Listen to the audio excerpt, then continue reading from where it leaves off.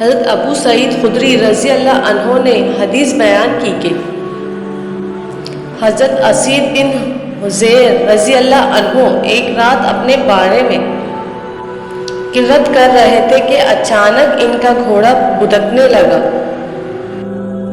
انہوں نے پھر پڑھا، وہ دوبارہ بدکا، پھر پڑھا، وہ پھر بدکا۔ اسید رضی اللہ عنہ نے کہا، مجھے خوف پیدا ہوا کہ وہ میرے بیٹے یحییٰ کو روک ڈالے گا۔ میں اٹھ کر اس کے پاس گیا تو اچانک چھتری جیسی کوئی چیز میرے سر پر تھی، اس میں کچھ چراغوں جیسا تھا۔ وہ فضا میں بلند ہو گئی حتیٰ کہ مجھے نظر آنا بند ہو گئی۔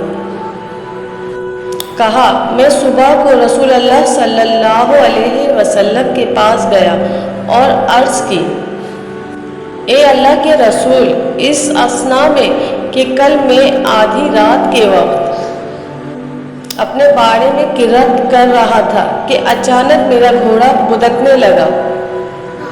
رسول اللہ صلی اللہ علیہ وسلم نے فرمایا، ابن حضیر پڑھتے رہتے۔ میں نے عرض کی، میں پڑھتا رہا، پھر اس نے دوبارہ اچھل کود کی۔ رسول اللہ صلی اللہ علیہ وسلم نے فرمایا، ابن حضیر پڑھتے رہتے۔ میں نے کہا، میں نے قرت جاری رکھی۔ اس نے پھر بدک کر چکر لگانے شروع کر دیے۔ رسول اللہ صلی اللہ علیہ وسلم نے فرمایا، ابن حضیر پڑھتے رہتے۔ میں نے کہا، پھر میں نے چھوڑ دیا۔ میرا بیٹا یحییٰ اس کے قریب تھا۔